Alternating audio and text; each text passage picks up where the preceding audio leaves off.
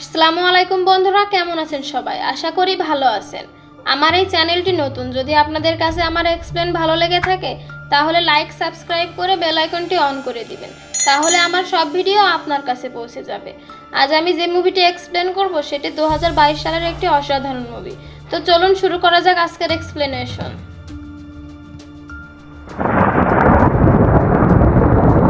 মুভির শুরুতে আমরা একটা অন্ধকার জায়গায় একটা মেয়েকে হাত পা বাঁধা অবস্থায় দেখতে পাই।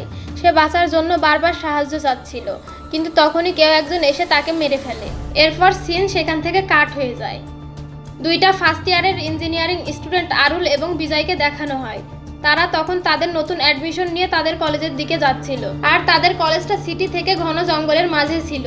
তারা কলেজে পৌঁছালে তাদের বয়েজ হোস্টেলের তাদের আর একজন রুমমেট পায়, যার নাম মাইলো।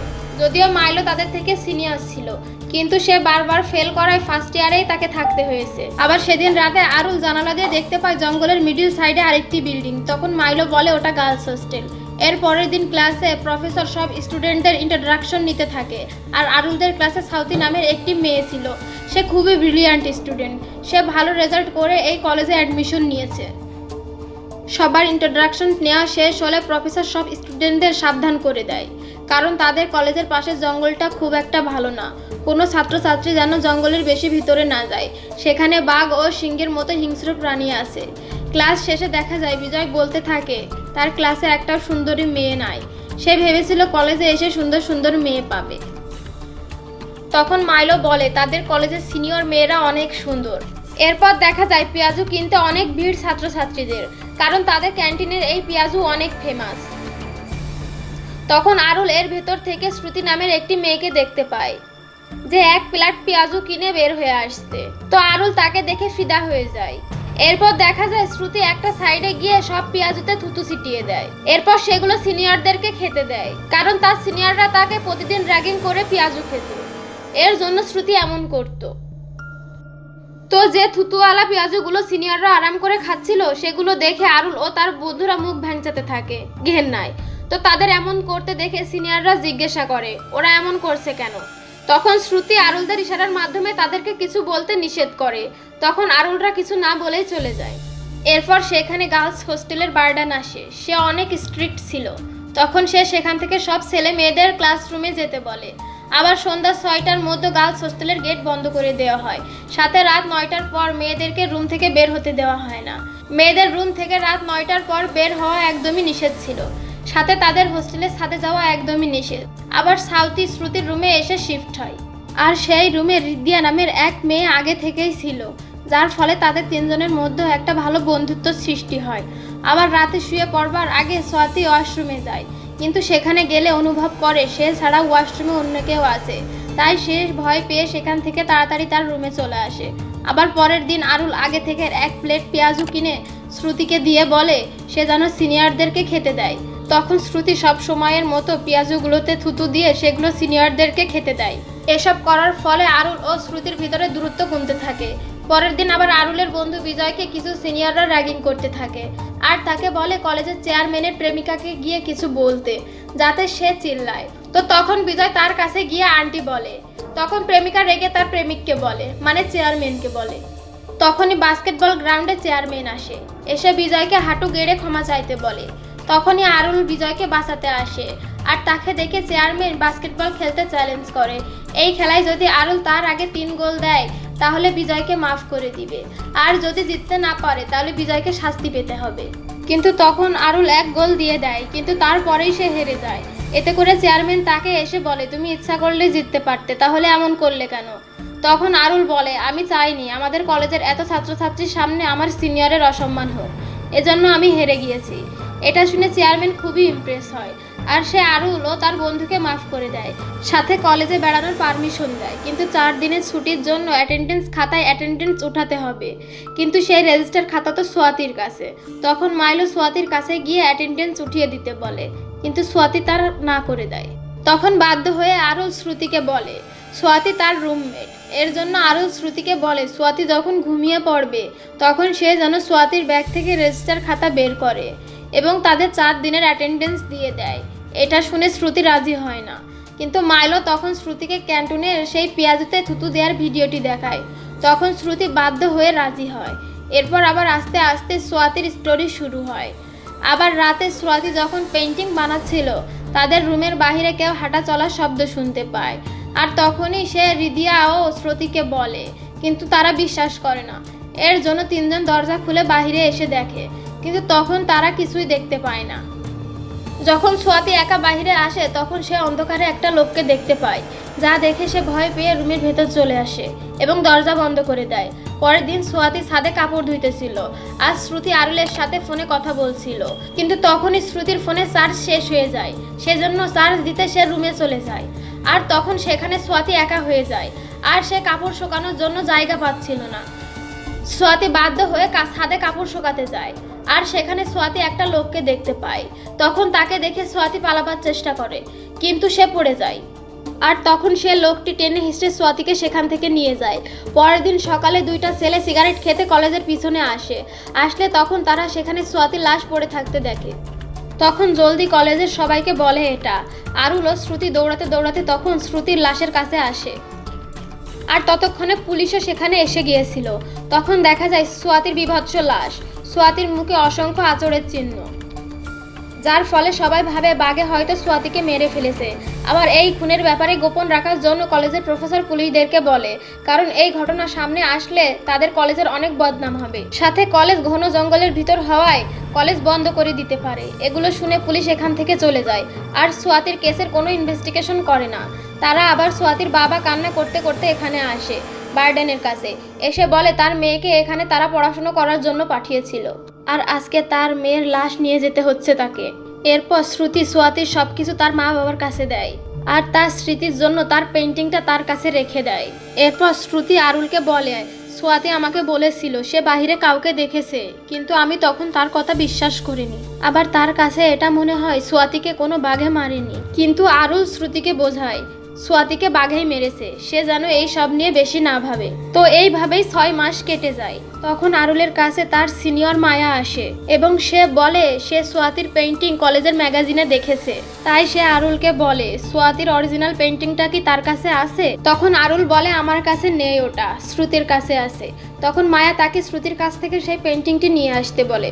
তো আরুল পেন্টিংটি নিয়ে আসলে মায়া তখন দেখায় পেন্টিংয়ের ভেতর দাঁড়িয়ে থাকা একটা লোককে বানিয়েছে, আর সেই সেম ড্রয়িং তার বান্ধবী পূর্ণিমা ফার্স্ট ইয়ারে থাকা অবস্থায় বানিয়েছিল। আর সোয়াতির মতোই পূর্ণিমারও মৃত্যু হয়েছিল, মানে দুইজনের মৃত্যুর পিছনে টাইগারের না অন্য কিছুর হাত আছে। তখন বিজয় আরুলকে সেখান থেকে নিয়ে যায় আর বলে মায়া ফালতু কথা বলে তাদের ফাঁসানোর চেষ্টা করছে। আবার পরের দিন শ্রুতির জন্মদিন ছিল, এর জন্য আরুল এক সিনিয়রের সাহায্য নিয়ে একটা প্রজেক্ট রেডি করে। এখানে লাইটের মাধ্যমে হ্যাপি বার্থডে লেখা ছিল। তো তারা রাতে সেটা নিয়ে গার্লস হোস্টেলের পিছনে যায়। এরপর শ্রুতিকে জানালা দিয়ে উকিয়ে দিয়ে দেখতে বলে।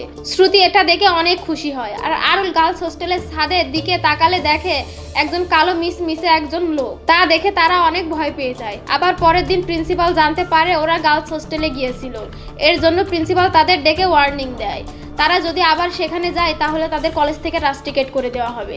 তখন আরুল কালো লোকটার কথা বলে, তখন প্রিন্সিপাল তাদের কথা বিশ্বাস করে না এবং আরুলদেরকে অফিস রুম থেকে চলে যেতে বলে। কলেজ ওয়ার্ডেন আরুল আর শ্রুতিকে দেখে ফেলেছিল, যার ফলে সে জেনে যায় আরুল ও শ্রুতির ভিতরে একটা রিলেশন আছে। তখন সে আরুলকে ওয়ার্নিং দেয় যাতে সে আর গার্লস হোস্টেলের সামনে না যায়। সেদিন রাতের ঘটনার পর আরুল ও তার বন্ধুরা বুঝে যায় মায়া সত্যিই বলছিল, এর জন্য তারা মায়ের কাছে যায়। তখন মায়া বলে আমাদের এই মিস্ট্রি সলভ করতে হবে, এর জন্য আগে জানতে হবে এমন ভাবে কতজন মেয়ে মারা গিয়েছে, আর এসবের জানকারি তারা রেজিস্টার খাতায় পাবে। তো তখন আরুল আর বিজয় লুকিয়ে প্রিন্সিপালের কেবিনে যায়, আর সেইখানে কেবিনের ভিতরে আর একটা রুম থাকে, সেখানে তারা কলেজের রেজিস্টার খাতা পেয়ে যায়। তখনই সেখানে কলেজের প্রিন্সিপাল ও কলেজের মালিক আসে, আর তাকে প্রিন্সিপাল এই সব ঘটনা বলে। তখন কলেজের মালিক বলে এসব ঘটনা বাহিরে গেলে তাদের কলেজ বন্ধ হয়ে যেতে পারে, এই জন্য তাদের এই ধরনের ইস্যু দাবিয়ে রাখতে হবে, যা খুশি তাই হোক না কেন। এরপর প্রিন্সিপাল ও কলেজের মালিক বের হলে আরুল সে কলেজের রেজিস্টার খাতা নিয়ে মায়ার কাছে আসে। তখন তারা জানতে পারে সোয়াতি ও পূর্ণিমার মতো আরো 8 জন মেয়ে যারা এমন ভাবে মৃত্যু হয়েছে। এর ভিতর তো এক মেয়ের বাবা এই কলেজের ওয়াচম্যান ছিল, এর জন্য আরুল আর বিজয় সেই ওয়াচম্যানের মেয়ের সাথে দেখা করতে যায় তার বাড়িতে। আর সেখানে গেলে একটা রুমের ভেতর থেকে চিল্লানোর আওয়াজ শুনতে পায়। তো তখন আরুল দরজা খুলে দেখতে পায় ওয়াচম্যানের মেয়ে মনি শিকল দিয়ে বাঁধা অবস্থায় ছিল, আর সে পাগলের মতো ব্যবহার করছিল। তখন তারা মনির বাবার কাছ থেকে জানতে পারে মনি মরেনি, শুধু পাগল হয়ে গিয়েছে। এর জন্য তারা আরো জিজ্ঞাসা করে মনির এমন হলো কিভাবে। মনির বাবা বলতে থাকে যে তার মেয়ে পড়াশোনায় অনেক ভালো ছিল, সে ভারতনাট্যমও করতো, কিন্তু সে হঠাৎ করে এক রাতে গায়েব হয়ে যায়। এর জন্য মনিকে হোস্টেলে, কলেজে সব জায়গায় খুঁজতে থাকে। পরের দিন সে সকালে প্রিন্সিপালের কাছে যায় তার মেয়ের মিসিং কমপ্লেন করতে, কিন্তু প্রিন্সিপাল রেখে গিয়ে তাকে এমন করতে নিষেধ করে, কারণ তার কাছে তার কলেজের রেপুটেশনটাই আগে, আর কিছুই না। আর তখনই ওয়াচম্যান জানতে পারে তার মেয়ের বডি কলেজের হোস্টেলের পিছনে পড়ে আছে। এটা শুনে সে দৌড়াতে দৌড়াতে আসে, এসে দেখে মনির গায়ে ও মুখে বাঘের আঁচড়ের মতো দাগ, কিন্তু তখনও মনির শ্বাস চলছিল। তো তখন তাকে হসপিটালে ভর্তি করানো হয়। আর মনি সেখানে জ্ঞান ফিরলে মনি বলে সেদিন রাতে ব্যালকনিতে সে হাঁটছিল, আর তখনই কালো কুচকুচে একজন লোক এসে তাকে কিডন্যাপ করে নিয়ে যায়। আর যখন তার হুঁশ আসে সে দেখতে পায় ঘন জঙ্গলের ভিতরে একটা ঘরে তার হাত পা বাঁধা অবস্থায় আছে, আর সেখানে একটা মেয়ে আহত হয়ে পড়ে আছে। আর সে মেয়ে মনিকে সেখান থেকে পালিয়ে যাওয়ার কথা বলে। আর তখনই সেখানে কালো কুচকুচে লোকটি চলে আসে আর মেয়েটিকে পাথর দিয়ে তার মুখ পিষে ফেলে। মনি এইসব দেখে কান্না করতে থাকে। তখন সে লোক তাকে মারতে আসে, তখন মনি অনেক মিনতি করে তাকে যেন না মারে, কিন্তু সেই লোকটি পাথর দিয়ে মনিকে আঘাত করে ফেলে এবং মেরে ফেলার চেষ্টা করে। আর সেই লোক বাড়ি মারলে মনি পড়ে যায়। তখন লোক ভাবে মনি হয়তো মরে গিয়েছে, এর জন্য মনিকে হোস্টেলের পিছনে ফেলে যায়। তো এরপর এসব ঘটনা মনি প্রিন্সিপালের কাছে যেয়ে বলছিল, কিন্তু প্রিন্সিপাল এগুলো বিশ্বাস করে না, উল্টো মনিকে নানা কথা বলতে থাকে, যেমন মনি কারোর সাথে হয়তো পালিয়ে গিয়েছিল। যখন সেই ছেলে তখন তার এমন অবস্থা করে ছেড়ে দিয়েছে, সে এখানে এসে নাটক করে টাকা নিতে চাচ্ছে। সে আরো মনিকে ক্যারেক্টারলেস বলে, আরো অনেক কথা বলে। এগুলো শুনে মনি অনেক ভেঙে পড়ে, যার কারণে এরপর থেকে সে পাগল হয়ে যায়। এরপর ওয়াসমিনের বাড়ি থেকে আসার পর আরুল জানতে পারে এ পর্যন্ত যতগুলো মেয়ের মৃত্যু হয়েছে সবগুলো মেয়ে ভারতনাট্যম জানতো, আর এটাই ছিল কমন প্যাটার্ন, যার ফলে সেই খুনি একটা সিরিয়াল কিলার। আর সিরিয়াল কিলার তার টার্গেটকে একটা প্যাটার্নের মাধ্যমে চুজ করে থাকে। আর এই সিরিয়াল কিলার নিশানার জন্য মেয়েদেরকে হত্যা করে তার চুল কেটে রেখে দিত। এরপর আরুল ও তার বন্ধুরা গার্লস হোস্টেলের পিছনে এসে দেখে বাউন্ডারি ফিনিশিং ভেঙে গেছে। এর মাধ্যমে তারা বুঝতে পারে সেই সিরিয়াল কিলার এখান থেকেই যাওয়া আসা করে। এরপর জঙ্গলের ভিতরে তারা সিরিয়াল কিলারের ঠিকানা খুঁজতে থাকে। ঘন জঙ্গলের ভিতরে তারা কিছুই দেখতে পারে না, আবার মাইলও সেখানে ছবি তুলতে থাকে। এরপর তারা যখন হোস্টেলে ফিরে আসে, শ্রুতি ও আরুল ছবিগুলোর ভিতরে সেই সিরিয়াল কিলারকে দেখতে পায়। এরপর আরুল ঘাবড়ে গিয়ে মায়াকে ফোন দেয়, কিন্তু মায়া ফোন ধরে না, কারণ ওই টাইমে ব্যালকনিতে মায়া হাঁটাহাঁটি করছিল। তখনই মায়া ওখানে সেই কুচকুচে সিরিয়াল কিলারকে দেখতে পায়, আর তখনই সেই সিরিয়াল কিলার মায়াকে ছাদে নিয়ে যায় আর আরুলের সামনে তাকে ছাদ থেকে নিচে ফেলে দেয়, যার ফলে মায়ার সেখানেই মৃত্যু হয়, যা দেখে আরুল মানসিকভাবে ভেঙে পড়ে। এরপর শ্রুতি তার কাছে এসে বলে এসব কি হচ্ছে। আরুল শ্রুতিকে সব খুলে বলে, আর সোয়াতির পেন্টিং তাকে দেখিয়ে বলে দেখো তো তোমার হোস্টেলে এরকম পেন্টিং আর কেউ করেছে কি না। এরপর আরুলের মনে হয় এই কলেজে হয়তো কোনো ঝামেলা আছে, এর জন্য সে ক্যান্টিনের পেঁয়াজু বিক্রেতা কাকার কাছে যায়, কারণ সে এই কলেজের শুরু থেকে আছে এখানে। তখন সেই কাকা আরুলকে একটা ঘটনা বলে, যখন গার্লস হোস্টেলের ডি ব্লক তৈরি করা হচ্ছিল তখনই সেখানে কালী নামের একজন ওয়ার্কার ছিল, যার চেহারা দেখলেই বোঝা যেত সে কতটা হারামি। একদিন কলেজের একটা মেয়ে গোসল করা লুকিয়ে লুকিয়ে দেখছিল। এটা কলেজের সবাই জানার পর তাকে মারতে মারতে সাথে তার প্রাইভেট পার্টে আঘাত করে তাকে পুলিশের কাছে দেয়। এরপর ইন্সপেক্টর যখন তার পরিচয় জানতে চায় সে তখন তার গ্রামের নাম বলে। তখন ইন্সপেক্টর ভয় পেয়ে তাকে সাথে সাথে লকআপের ভিতরে ভরে ফেলে, কারণ সে ছোটবেলা থেকে সিরিয়াল কিলিং করতো। এই পুলিশ ইন্সপেক্টর আজ থেকে 20 বছর আগে কালীদের গ্রামে কনস্টেবল হিসেবে নিয়োজিত ছিল। তখন কালী 15 বছরের ছিল, আর তখন থেকে সে মেয়েদের গোসল করা লুকিয়ে লুকিয়ে দেখতো। তো একদিন কালী একটা পটে কিছু লুকাচ্ছিল, তখনই তার বাবা এসে বলে সে কি লুকাচ্ছে। তখন কালী একটা পট থেকে অনেকগুলো মেয়ের চুল বের করে দেখায়, এখানে রক্ত দিয়ে ভরা ছিল আর 2টা মেয়ের লাশও ছিল। তখন কালীর বাবা বুঝতে পারে তার ছেলে মানসিক ভারসাম্যহীন, তো সে তার ছেলেকে বাঁচানোর জন্য সেই 2টা লাশ সেখানে কবর দিতে থাকে। আর পিছন থেকে একটা লোক এসে সবকিছু দেখে ফেলে, সে এই ঘটনা গ্রামের সবাইকে বলে দেয়। তখন কালীর বাবা সব দোষ নিজের কাঁধে নিয়ে নেয়, যার ফলে গ্রামের সব লোকজনের সামনেই তাকে পিটিয়ে মেরে ফেলে। আবার 1 বছর পর কালীর 3 টুরিস্ট মেয়েকে কিডন্যাপ করে, আর সেখান থেকে 2টা মেয়েকে মেরে ফেলে। আর একজন সেখান থেকে পালিয়ে পুলিশ স্টেশনে এসে কালীর নামে সবকিছু বলে। তখন পুলিশ কালীকে গ্রেফতার করে জিজ্ঞাসাবাদ করে। তখন কালীকে জিজ্ঞাসাবাদ করার পরে সব ঘটনা জানতে পারে পুলিশ। আর কিছু বছর পর জুইবেনার হোম থেকে কালী পালিয়ে যায়। তো এত বছর পর আবার সে কালীকে দেখতে পেল। এই সব ঘটনা জানার পর আরুলের কাছে শ্রুতির কল আসে কলেজে আসার জন্য। কলেজে গেলে শ্রুতি তনু নামের এক মেয়ের সাথে আরুলের পরিচয় করিয়ে দেয়, যে ভারতনাট্যম করত। তারপরে আর সেই কালো সিরিয়াল কিলারকেও দেখেছে। এরপর আরুল প্ল্যান করে গার্লস হোস্টেলে ঢুকে সে তার বন্ধুদের সাথে তনুর রুমে সিরিয়াল কিলারকে ধরার জন্য অপেক্ষা করতে থাকে, কারণ তাদের বিশ্বাস ছিল এই সিরিয়াল কিলার তনুকে মারার জন্য এখানে নিশ্চয়ই আসবে আজকে রাতে, আর তখনই তাকে তারা ধরে ফেলবে। আর কিছু সময় পর তনু তার লম্বা চুল খুলে ফেলে আর মাইলোকে বলে বেশিরভাগ ভারতনাট্যম করা মেয়েরা লম্বা চুল রাখে, কিন্তু তার লম্বা চুল নাই। তার লম্বা চুল নাই বলে সে পরা চুল ব্যবহার করে। আর তখনই আরুলের মনে পড়ে সিরিয়াল কিলারের লম্বা চুলের শখ ছিল, কোনো ভারতনাট্যমের না, আর শ্রুতির লম্বা চুল। তখন তনুকে জিজ্ঞাসা করে সেদিন কালো লোকটি কি তনুকে দেখছিল? তখন তনু বলে না, সিরিয়াল কিলার তো শ্রুতির রুমের দিকে তাকিয়েছিল। আর তখনই আরুলের কাছে রিয়ার ফোন আসে। রিয়া বলে সেই কিলার তাকে মেরে শ্রুতিকে তুলে নিয়ে গিয়েছে।